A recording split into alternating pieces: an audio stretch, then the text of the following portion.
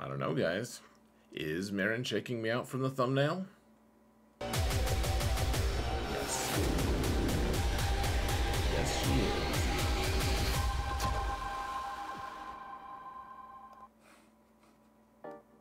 Hello everyone, and welcome to another episode of Xaereth Stays Deluded about stupid things.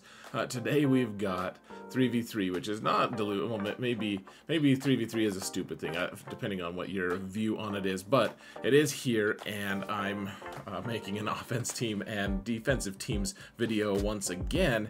For that, you can find the defensive teams link in the video description, or it'll be linked at the end of this video. So stay tuned for that. Watch them both. It's going to have so many crazy insights. You guys will be astonished.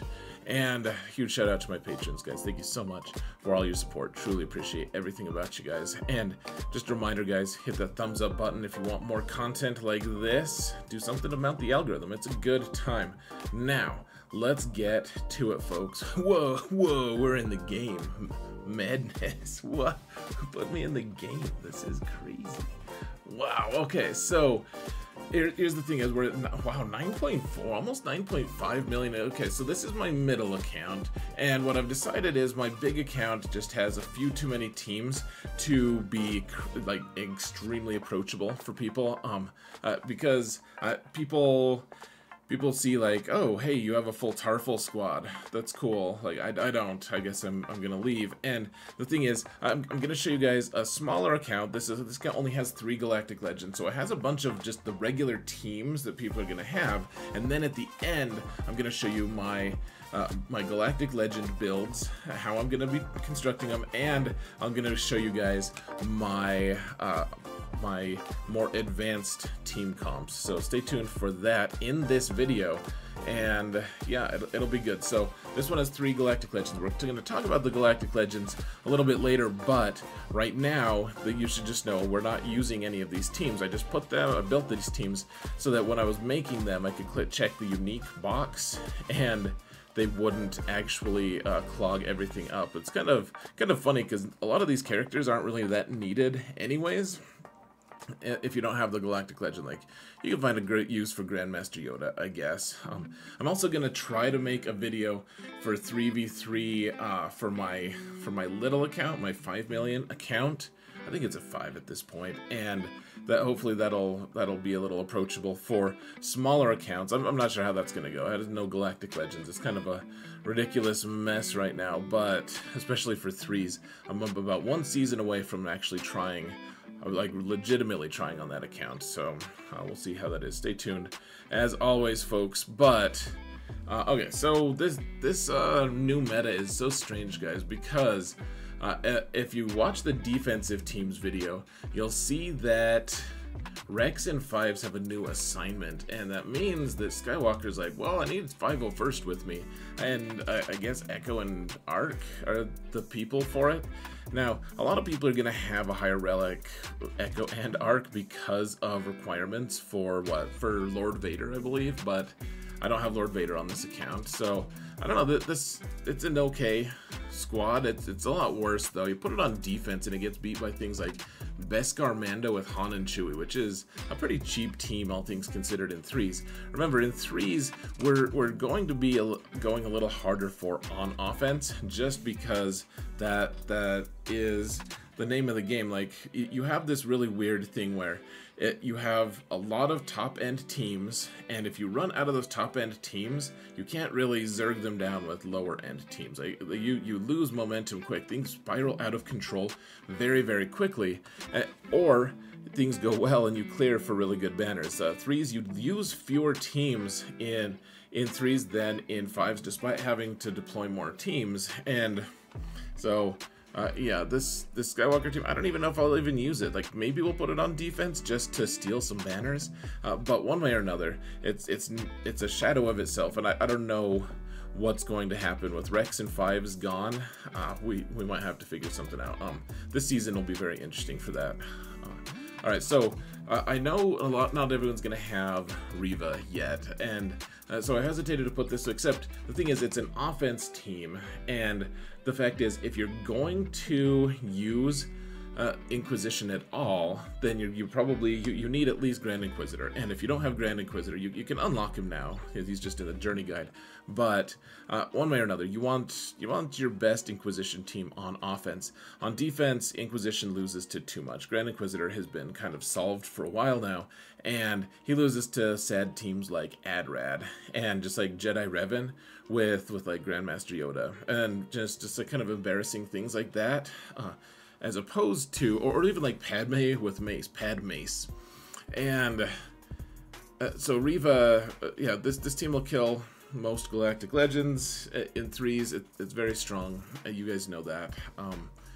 Yeah, this is the version that you want typically, because Seventh Sister does the assist. She also has the Daze, Steel Turn Meter, and Ability Block move. She has the heal. Like she's the full package.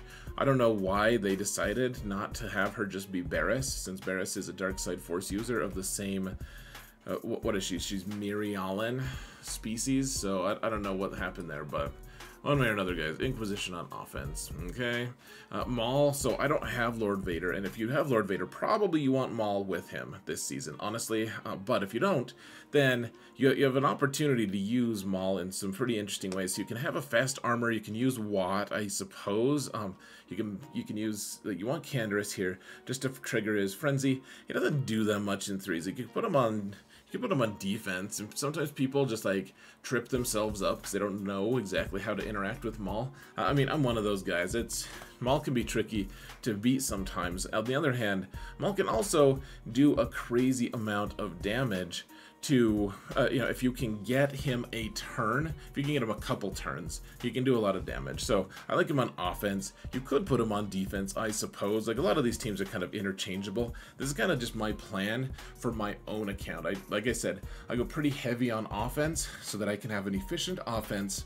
And then if I can trip my opponent up a few times, then it's kind of an efficiency play, but it's the way you kind of punch up.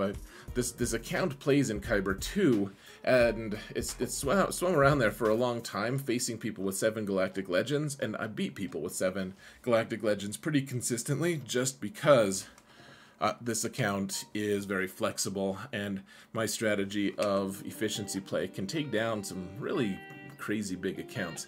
Alright, so I don't know if you have Trench yet. I don't know if you want to use Trench. So if you want to put Trench on defense, you need to put Watt on it. And you can put Watt instead of Django, actually, so that's good news. And then Wampa, you kind of want to...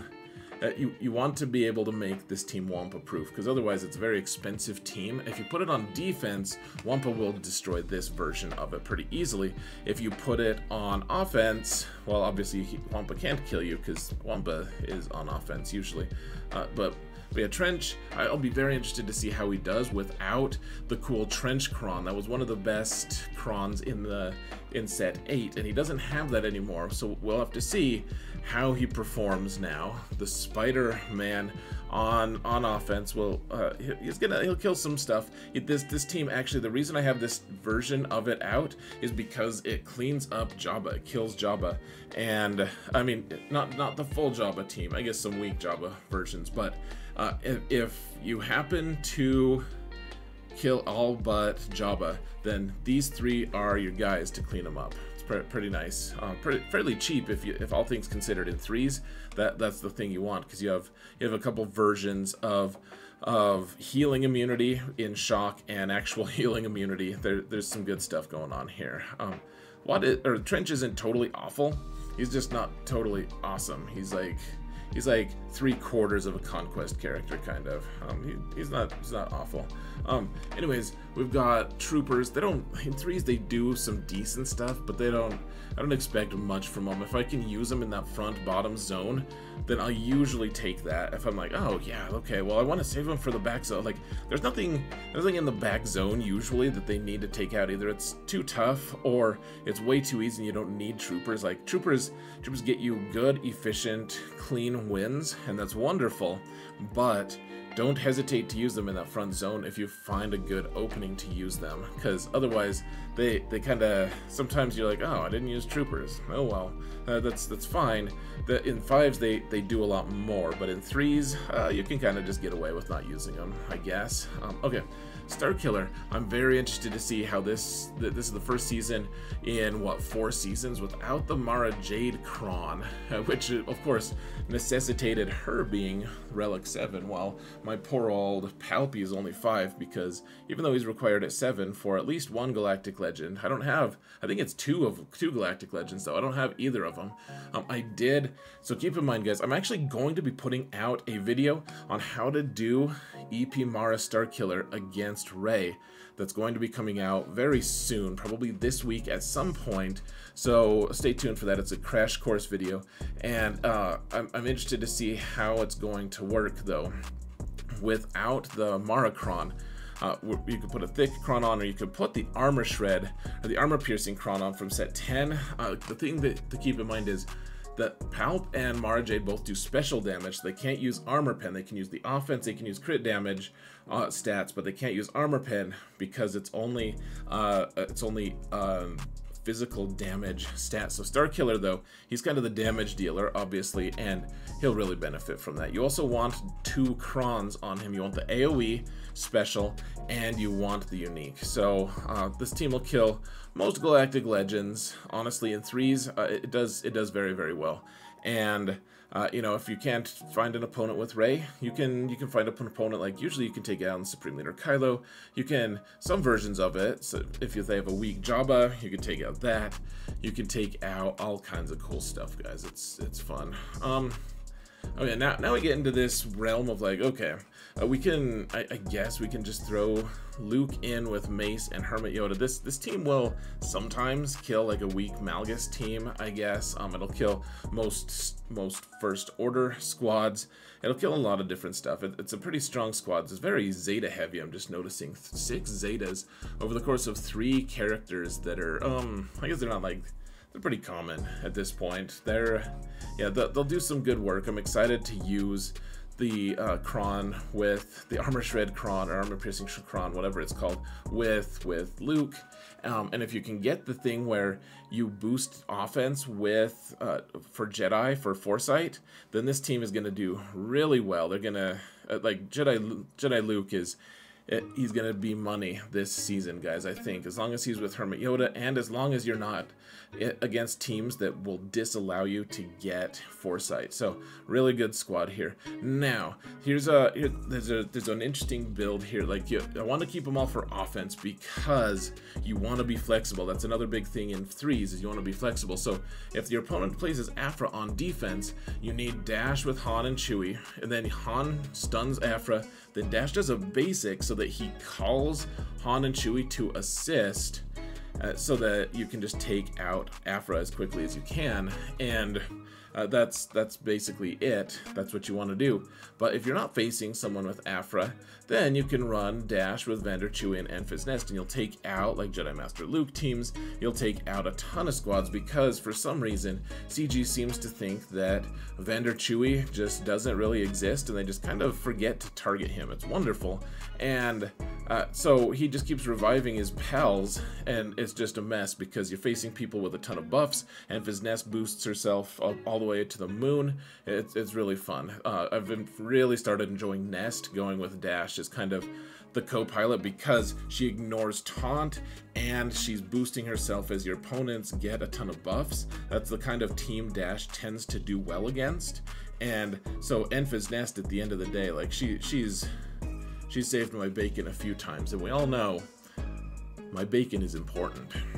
So if you can, however, guys, if you can avoid using Dash Han Chewie against Aphra, which if you do face Aphra, you really do want to use this. Or, I mean, you could maybe use like Night Sisters depending on what build it is. Like, that's not your only option, but I do like Dash Han Chewie.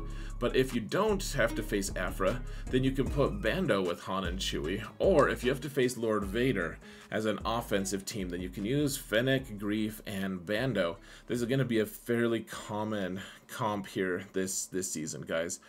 People are going to play their Lord Vader team, and if it's not the build with Thrawn and Maul both, then this team will be able to kill it. And if that's the case, then Han and Chewie are going to get stuck with like Greedo lead or like Kira lead, Wedge lead, something like that. I mean, they have a lot of good leads actually that works with them.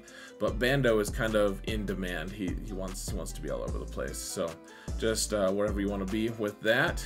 And then we have the Gidme team. Gosh, this team has also saved my bacon several times. It's just so good, guys. I mean, it's kind of the standard in threes. It's like, well, if you place it on defense, can Gidme beat it? Oh, it can? Then maybe it's not the strongest team. But there's so many teams that it's vulnerable to. You can see I'm taking advantage of the new Galactic Legend Leia requirements. I already got R2-D2 up to R8. It's not R2, it's R8, dude.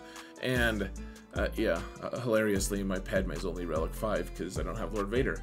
But this team does really well. You just want a really fast Gideon. You guys have seen me use Gidme all the time in threes. It's one of the better teams that takes out a ton of different squads. You can also alternatively use like General Kenobi and Mace here, and or like Snips and Mace, and this team takes down a lot of stuff as well. Though I think that this is probably the best version of it. Now we have Queel with IG and Hondo. I really like this build for. I think now with this current weird Datacron set, and more people, well, some people are gonna have the Cal, especially for my main account. A lot of people are gonna have Cal, so Malgus is gonna get split up a lot more based on Datacrons and based on Cal being around a little bit. And that means that some people are going to place some pretty bad Malgus teams. And then Hondo, if you put his Omicron on, if you kind of give him a good team to go with, you can take out a lot of Malgus squads. You can take out a lot of lesser squads. Hondo ramps so nicely. I'm really excited. This team is also decent on defense. It loses to a couple kind of sad things. Remember, Hondo in fives kind of is a novelty. He does some interesting stuff. In threes, he does some crazy stuff because he can negate 1/3 of your opponent's team, which is really nice, and he gets 50% turn meter to start with if you have the Omicron and you have him with 2 scoundrels. So really fun. I'm looking forward to hunting bigger teams with Hondo this season. Wampa, he wamps stuff, obviously, wamps the crap out of him. Just keep in mind, if you're facing someone with, say, the Eternal Emperor, and you think it's a team you can beat, check their Datacron if they have one, and if it's a cron that says it ability blocks, then no bueno, get out of there. Don't use Wampa, use something else, because Wampa will just get ability blocked forever and will never be able to ramp up, and he'll just die. He'll go out with a whimper. It'll be very sad for all parties involved. The best version of Traya in threes does not involve Scion. Unfortunately, it involves Savage. If you really want to put Savage with, like, say, the Eternal Emperor on defense, then you can. Then you can put Scion in here, but Scion is just not very cool.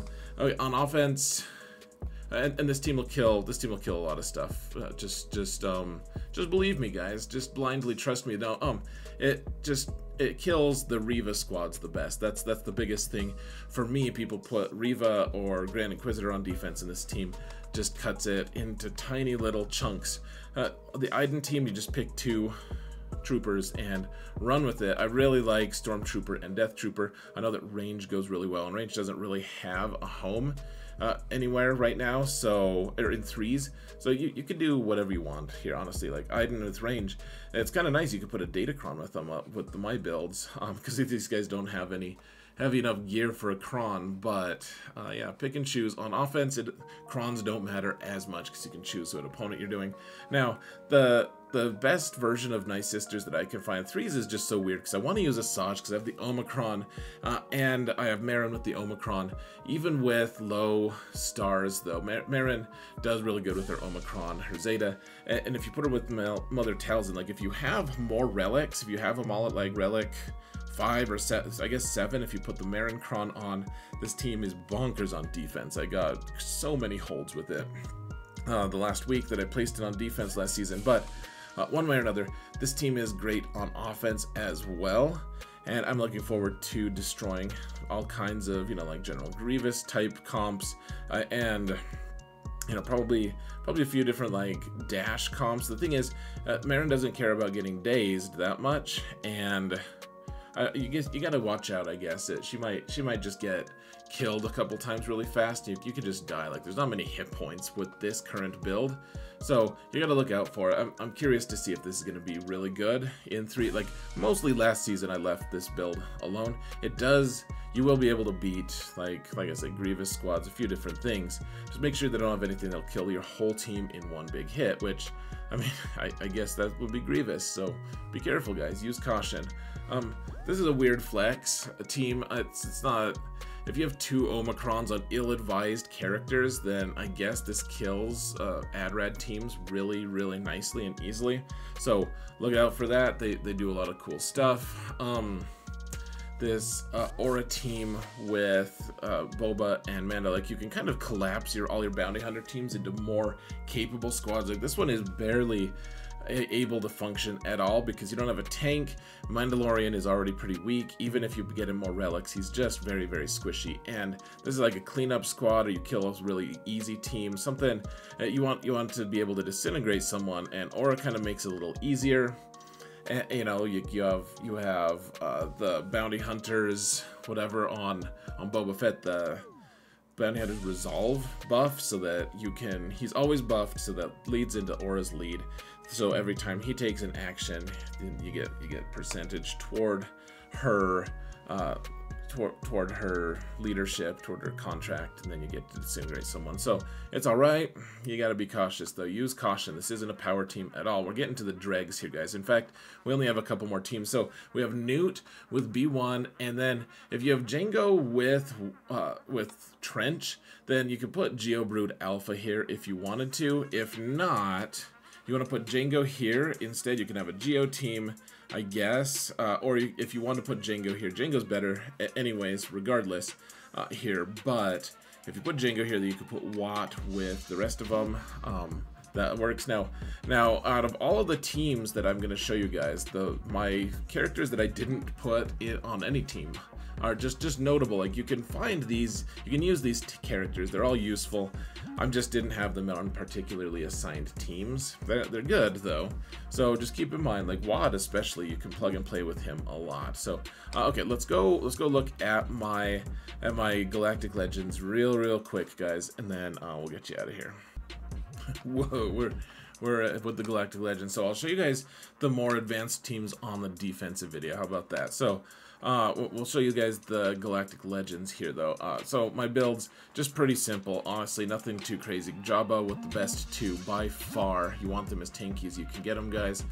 We have Rey with, I just see Jedi Training Rey at this point as a second lifter. She is the best build. You get the best holds from her, maybe with Hoda sometimes, depending on what you're facing. But in general, I would say this is the best defense against Starkiller, best defense against a lot of things. You want to kind of avoid the team just getting one shot by Starkiller, honestly, guys. And Rey is probably the best defense, Jedi Training Rey.